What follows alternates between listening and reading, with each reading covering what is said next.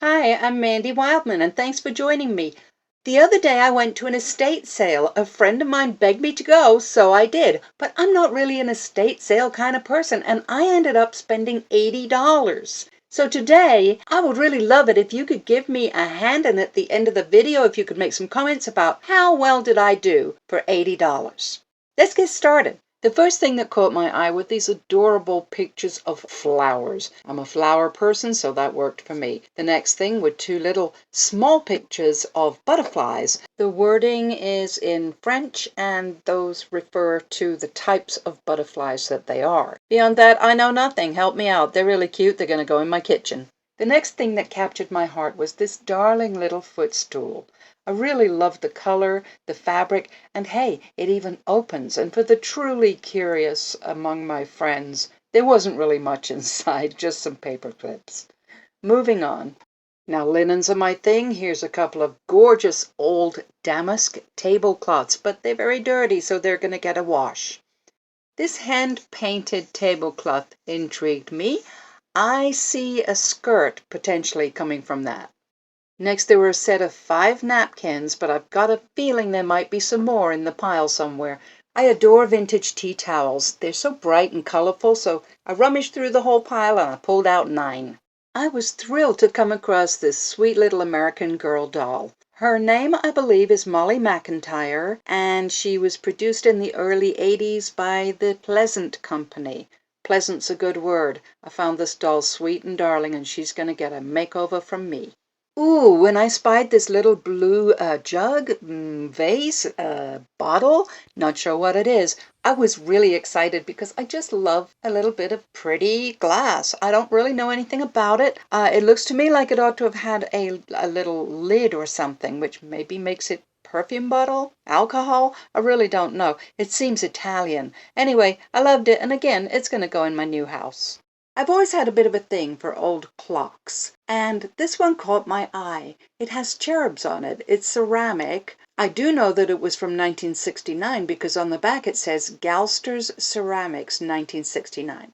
Beyond that, I really don't know anything other than it's quite charming, but I probably wouldn't put it in my house, so this one I'm going to be selling. But look at this little kitchen clock from about the 1960s with all those darling flowers and the cheerful attitude. How could I possibly resist it? In the 1940s, they started producing these really colorful printed tablecloths, and true to form, every American housewife had to have not 1, not 2, but maybe 3 to 5 of these things in their house. It's classic Americana. I absolutely love finding these, and I have a very difficult time selling them like I'm supposed to. Here's something practical. It was about 1.5 yards of felt, white felt, which is great for all kinds of projects. And any self-respecting seamster would be grateful to have this French curve ruler. But what is that? Let's take a closer look. I caught sight of this very detailed embroidered collar. Is it, I don't know when it's from. Is it the 1800s? Is it the 1900s? I really don't know, but it's absolutely darling. I'd like to know more about it. Look at this little embroidered kitchen set of a tablecloth with 4 settings. I love this. I mean, I just had to have it. But look at the intricacy of this embroidery. What is it? What is it representing? I'm not really sure, and I'd like to know if you know out there, and maybe you can help me sort of date this. Was it a pattern? I don't know, but I absolutely love it. Another thing that I'm going to have trouble letting go of. Oh my goodness, I'm a goner. This is a chintz plate made in England by James Kent Limited. It's a piece of Fenton china. Dubarry is the mark, and it doesn't matter. It could sell for $1,000, and I would not let it go. Well, wait, $1,000? Maybe. Now, anytime I'm at a sale or at a thrift store or somewhere, I always consider it a really lucky find when I can get a whole bolt of fabric. But if I can get a bolt with 9.5 yards on it, I'm in absolute heaven.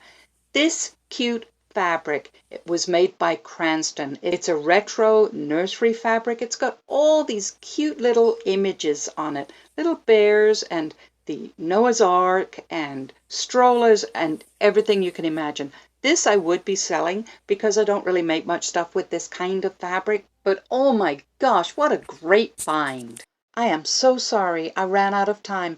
I'll see you in part two.